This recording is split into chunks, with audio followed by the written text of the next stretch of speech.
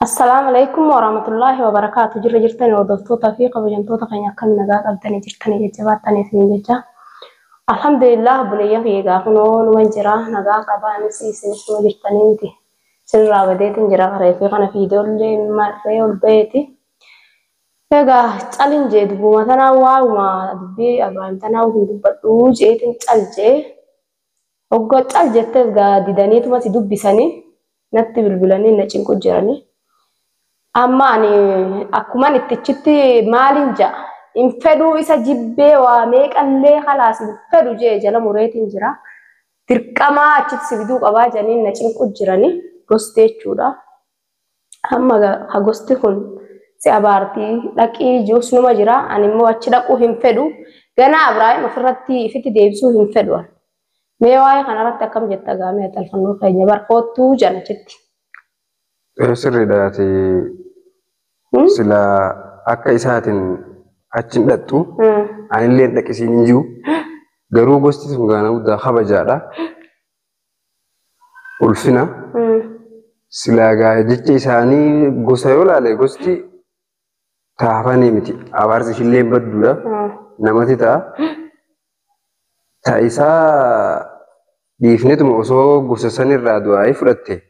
Tasna jaan akka isaatiin ana man lolu bachi deemu sanu qabu ani arififu ilmaani wajji bal'inatti na darbeet kun ilmaani wajji na ta'isaa barra ta'isaa inni biisa ganaa inde atwalli isa ani mana gama kanaan ganaa isaa fi siifiini walitti deebitanii aanamtanii nama taatanii inni yaadu kun harka na bare doolus sosoa odo cafaquu miti riganii akka fedhan godhani ittuma deebi'a amma gosti gabuudhaadha gosti sun yoo afaan ta'e fudhatte hin taatu amma gosa tanarraa hafisiin hin jiru garuu keessatti gosti baddu. Nama nyaatti. Erga ishiin amma afaan isaaniitiin koottuu nu bira geessiin jedhan gosa san bira dhaquun amma gosa sanirraa hafisiin hin jiru garuu keessatti akka isaatiin akka isaa olaalle barra akka isaa dhiisi. Isaa waan dubbatanii miti. Isaa ammallee ittuma deebi'an hinoo numa argan isaanillee maalumaaf na cinqitayyaa gosa isinillee ani.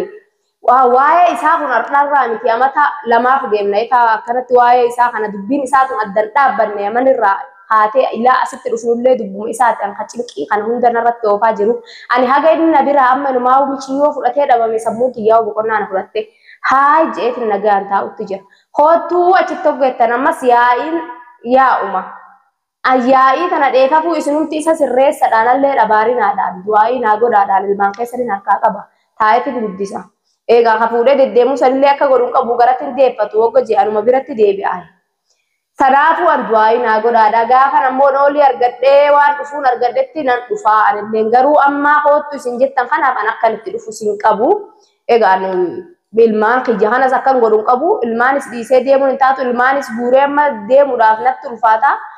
Nooli sanillee harkaan qabu yoon garuu nooli haganaa fi hagana idduutti rabbiin naa hiree waa arga duraate na dhufeeti nayyee waan isin jettan garuu ana Abrahaam natti deebuu hin ayyamu.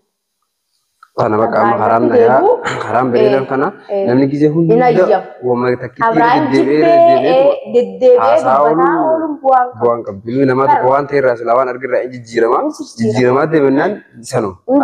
Har'a yoo gosa argite boru sanuma. Saniifuu wanni isaa wajji ganaa walitti deebitanii jireenya. Cinqii dila kana amata lama hoobaran takkaa gajjee dalagadee takkaa biyya namaa san keessatti safuu gadeen beeku. Isaan walitti numa boo'u malee. Fayyaan teessan hin jirtu. Garuu immoo ta'e gosa amma jettuun sanatti himtee fi keessa hubachiiftee yaa gosa tiyya. Hubachiise kun olaanu. Mataan kiyyaa'u keessan waan jettanillee argadda hunda narraa argadda garuu hanga amma dhufuudhaaf waa meeqa nu barbaachisa wacci na barbaachisa. Kanaafuu nama namni bal'inatti darbee deeme. Bal'ina taa'uu fi asii dhaquuf waan na barbaachisa. Asii kan baatee waan kanaan argamsiisuu achi teessanii na eeguu marsanii saniifuu qalbiin ittiin deebisnaadha. Du'aayi naa godhaadha. Waan jettan hundaa irraa argadhaa jettee akkasitti beeksiftee yoo ofirraa gaa sobde malee yoo kanumatti uffatee mucal jettee haftee haala sanillee badaadha. Namni ganaa boru wal guddatu hedduu. Afaan gosaa bu'uun hin ta'u. Saniifuu akkasitti isaan afaanuma sobanii bakka gosti anuma mataan kiyyaa keessanii ani eessan dhaqaa waan jettan hunda argadhaadhaa wanti garuu rakkoo namaaf keessa yeroo kanaa jettee ni beekan rakkooti hundaa'u isaanuu ni beekan mucaan isaanii waan irratti oofu kun maa gosa teenya hojii baatanii silaarra naa hojii isaan ni beekanii amma akkasitti harka isaanii hin beeku jechuun hin dhufu jechuun irraa akkasitti hubachiiftee akka isaan qalbii hin deebine akka isaan sina baarri gootee isaan mo'ate isaan dubbatan hin jettu. Anta isaan manatti dubbatu baatanii an baraka sabmuun tiyyaa fuura na fudhattuuf achillee dhaquu didaala. Odoo silaa kanumatti du'aayii naa godhaniituma koottu naan achitti na yaamuu baatanii isuma achitti sirreessaniituma qabanii mitiyyoo sirraa galchanii yoo fedhan anta birallee yoo itti fuudhan ani ganaa an isuma natti deebisuu baatanidha. Tumanii yoo abbaa ilmaan ta'ee ilmaan isaa carraaqqatee naamusaan sirraa'ee gajjee carraaqqatee ilmaan isaa danda'u taatellee ilmaan isaa danda'anis nan dalagadha achi goreeti. Sanuma nama mataa fi ni jiraachisa. Sanuma obboleeyyan kiyya'anii wanni godhinaadha gaafa argadhettis nin dhufaa du'aa'is naa godhaadha ijallee natti hin deebisinaadha. Ani immoo amma rakkina akkanaa kanarra hin jiraa quba qabdan waan isinii himuu qabu. Kunoo inni ka'eefan dhuferraa waa takka dubbii malee waa takka dalagateetis waa takka duraanuu harkaan qabu inninis waa takkaan qabu. Akkasitti kunoo ani achirraayis ka'ee faraqaa Oromootiin dhufee kunoo ciyoo takka du'aayii godhaa fi ishilleen inshaa Allah rabbiin guddoo riskii gurguddoodhaan ishii haa milkeessu rabbiin ilmollee ishii haa milkeessu hedduu takka ilmollee dhabeetiin rakkadheettee ciyoon sun du'aayii naa godhaa jettee du'aayii godhuttiif jiranillee hedduu na gargaarti haala na bira dhaabbatti hoggan rakkadheettillee na gorsitilleedha gosa tanallee laal meemee dhaqii du'aayii anallee goosisi. Meesillee haa godhani noolii sanillee anaatusi waa laalaan jettee akkasitti du'aa'ii naa godhattee ishilleen isinillee du'aa'ii godhaa rabbiin ilmoo ilmaan rabbiin akka ishiin feetutti itti haa kennu obboleeyyan kiyya hedduu takka ilmoo dhabee rakkadheettee obboleettii teenya. Inshaa Allah rabbi haa kennuu fi rabbiin haa kennuuf riskii fi ilmaanillee rabbi haa kennuu fi gaggaarii rabbi haa kennuuf ilmaan diinii rabbiin karaa khayrii irratti haa gurguddifattu rabbi haa kennuu fi. Eeganillee yaa'ii tana rabbina irraa haa dhaabu inshaa Allah ishiin sunillee akkana jettee ani akka isin abaartanillee fedhu akkuma isin du'aayii naa gootanin fedha garuu dhufuudhaaf gaa akkanatti naa mijaa'u yoo rabbiin haala naa mijeessee je'e nan dhufa du'aayii naa gootanii du'aayillee isinin goosifadha. Saniifuu ani Abraahim kana gaamee walittillee nu ta'uu diddee akkuma inni jeesanii akkuma inni mee bultii wannillee addunyaallee walitti dubbii malee walitti horroo takkittichi beetiin fuudhee laala akkuma jeesanitti ayyoo itti fuutanii mee haalaalu innillee ni fedhii isallee argateeti. Akkasitti silaa ani hafuura sammuu tiyya fudhattee naa wayyaa na maraachetti taayicha waa meeqa ta'ee maraadhee ilmoo na jalaa fuudhanii isa maraachanii sammuu tiyya anis na maraattee tikikkilirra hin jirru isallee mee wal'aansallee ni fedha xiqqishoo wal'aantanii sammuu isallee sirriin jirtu odoo sirrii jiraate namni fayyaa qabu akkanatti magaalaa beeraa dila kana keessatti milyoona jalaa fuudhan jee gattaa'ee iyyinsaan dachii balleessee mee namni waa maal jee qaanyi namni guddaan hagana ga'u kun akkatti ifin salphisu.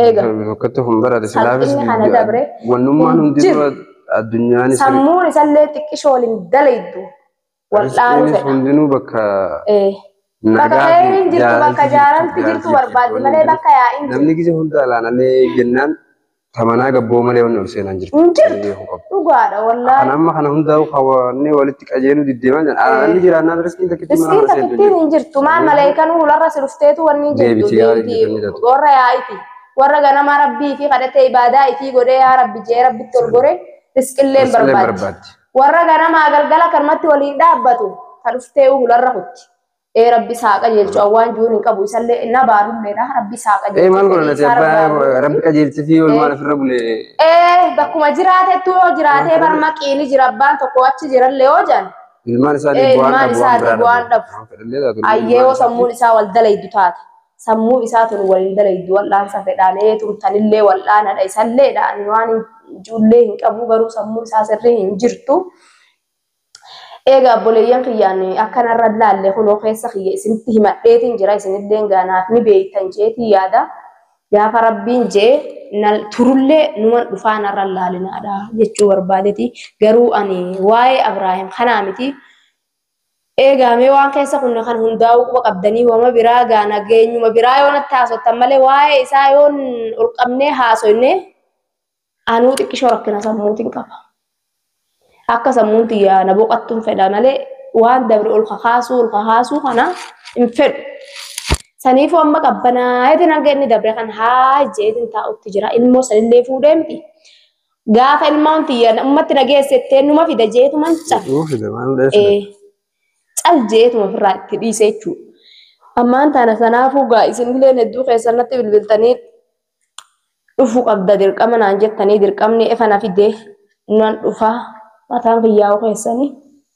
Egaa ilmaan kana wajjinis hedduu amma gizeenis rooba jira cinqii amma gaduma bayeetu wanni jiru kanaa wanni jeeti gizeen noolee argatetti dhufee isin biran jira du'aayi naa godha rabbi waa hundaa'u naa qajeelchu gabbee inshaa Allah yoon gabbee waa takkallee walitti wanni godhee uluma namaa duratti illee waa gurguradhe rabbii magaalaa ta'e shaamsi yaa godhu yaada Oromoo hundinuu du'aayi naa godhaadha egaa bunallee dhaabbatu namni ilmaanillee numa guddifata akkasitti dalagaa xiqqoo takka uummadhee yoon taa'ee ilmaan kanatti dalagadhee bareedadha jechuudha. Ani isaa wajjin olii gad deddeemee dubbii godhuu yaa'ii godhuu banaa hin fedhu. Egaa fedhii isaa guutaa fi isinilleen gosti yoo gaasan irraa galchitanillee itti fuudha inni fuudhu fedha. Fuudhuma fedha hawwiin isaa fuudha wardaa dhiisee itti biraa fuudhuu fedha itti fuutanii laaltamee akka sammuun isaa hafuura fudhatu. Isallee achumatti haa ta'u achumatti baadiyyuma sanitti itti fuutanii laaltan kun magaalaa keessallee hin malle inni gana. Amma xiqqaa ta'u maal jee gara magaaluma keessa deemee namaa dura deemuu inni. Xiqqeenya kana dabre hin jiru waan hin jiru qabu garuu an du'aayi qofa akkanaa gootaniin fedha. Inshaallah boonetiin ilmaan kanallee guddisaa. Rabbi ubiin haa dheeressu rabbi ilmaan diinaa godhu araasa alhamdulillah. Ani ilmaan kanan silaalaa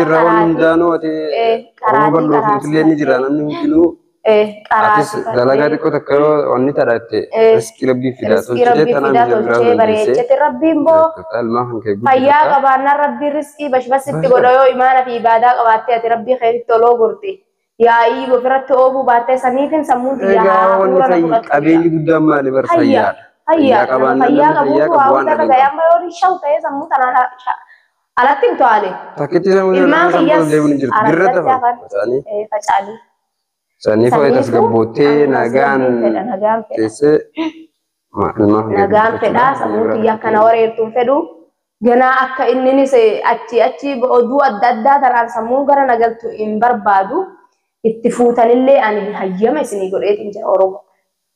Ani waan isa jibbeef jecha argee naafi inni har'a wajjin hin jirru kunoo amata meeqa amata 13 moo 14 argeetiin jira duraan waa akkana miti gujuma keessa rabbi nama ni qayyarame inni qayyaramee jira.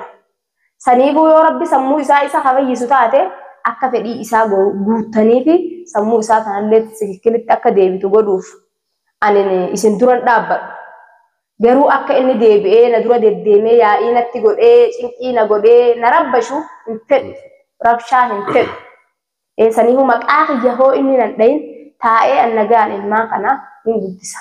Bakkaan egaa qaraasiseetillee inninis haa jiraatu bakkuma jiraatutti fedhii isaa guuttanii fi akkanumaan ja'an. Wanni nan juuta biraat akkallee hin jirtu. Hajaammoo isin na yaamtanii dirqama dhufu qabdattaniifis gaafan rabbii na fidee naa mijjeesse nan dhufa jeetiin didaa jiraa dhufuu hin dinne wardaan diddee jettanillee narra laaltanii qalbii keessattillee natti wanni hin jiina. Mufatinaa natti. Obboleeyyan kiyyaan gosti xiyyaanuu mataan kiyyaa'u keessanii. Saniifuu ani waan hin jiru hin qabu. Abraahim dhugaadha. Yoo akka feetanitti illee cafaydhaan akkana haa uleen diinatu waa takkan godhin uleen nama isaa faawwee gootillee jiru garuu gaameenuma laalla. Diinni nuugze meeqa akkatti olii gaxirra deemee laala akkana godha kana. Namni silaa numa sirraa hoo taate sammuun isaa fayyaa qabdu taate. Sammuu isaa tanaatti xiqqoote fikkilii hin jirre nama sheekallee gaatti wanni jettanii mee sammuu isaa kanallee laaluun dirqama itti fakkaatti. Inshaallah rabbi haa tolchu waa hundaa'u yaa waan isinaan jettan waan dhufan ja'a. Obboleeyyan kiyya du'aa naa godha. Ammaaf an kunoo ofiifuu kophaatiyyan mana keessa ta'a obboleessa kiyya kunillee mee maalirra jirti je'ee na laaluudha akkuma dhufee gaameen illee kophaadhaan mana kana keessa ta'a amma obboleessa kiyya kana hanga na bira jiru obboleessa bira jira janii namnillee na bira hin jiru. Saniifuu kan maddi sidiiseen deemuu jeetinillee na bira taa'utti jira jechuudha. Taa'ii jeenii gaamee innis akkasitti na bira taa'utti ragaa ilmaan kanaa wayoon hin gabbayee namni bira wanni jiru wanni jiru سنيفين تكشوا ما يدبي تاني ثنا زاد دبابة تاجي سلك أبي إن شاء الله تلي ربنا قانسي أقلشوا قهاتسي ربنا قان وأقولوا ما كانوا تسيسنا بالما كانوا بيجي بكرة آمين آمين هنداو نما تنكي أكما دندما تنكي بيجنا ما سندا في سد برتي رجيس أجر تهنا هنداو أبصر بسيخني وانا أبصر نمني أبصر وانا وان تدرين كاب وان هنداو أبصر نرهوتني أتم وان هنداو دي سادة ديفتي سمو تدي في تسقبوتي سمو نجاتين كيسة ilmaan kan kee guddifachuu kanuma malee wanni biraa takka hin jirtu wanni biraa takkittiin hin jirtu tanuma obboleeyyan kiyya gaa'ee ammaan tana gosu mana yaamte tanaaf illee tanaaf oloo ba'ee isinillee waan jettan naan jaadha mee wardaa gosti tun gaarii miti dhaqii warroon naan jettanis mee yooniin dhaqee amma abiraan kana hin fedhuu jeetiin tara meeqarra deebi'ellee kakadhee jira yooniin ganaa gaa itti kadeebu taate yooniin soomana rabbii gaa sadii soomane malee kakuu tanaawu rabbiin nama dhiisu ani garuu isatti illee deebuu fedhu waan jettan naan jaa isinillee ni obboleeyyan kiyya gaamee tanumaaf ol ba'ee viidiyoo tana mare inshaallah gammachuu baan isinii deebi'an ganaa gaddaan hin deebi'u jeetiin jira waa takka odoo asillee namni hulaa tana duralleedha warwanni jedhani ani sammuu tiyya siiras godheetiin qajeelee akka sammuun tiyya akka duraanitti wanni nan jenne jechuudha. Taa'a jeetiin jira obboleeyyan kiyya waa takka natti hin fakkaattu ammaani wanni inni itti jiru tun waan takka sammuu tiyya keessaa isa dhayeetiin jirani gosaan naame gaa amma. Inshaallah yoo rabbiin jees gaa dhaqeetuma mee maal naan jettan jaanis illee waan jettan naan jaa obboleeyyan kiyyaa hanga inshaallah viidiyoo biraa gaa gammachuudhaan isinii deebuutti nagaan naa turaa gaa waan kheyrii yookaan argee ooluma beetiin dubbadha inshaallah rabbiin waa laafis.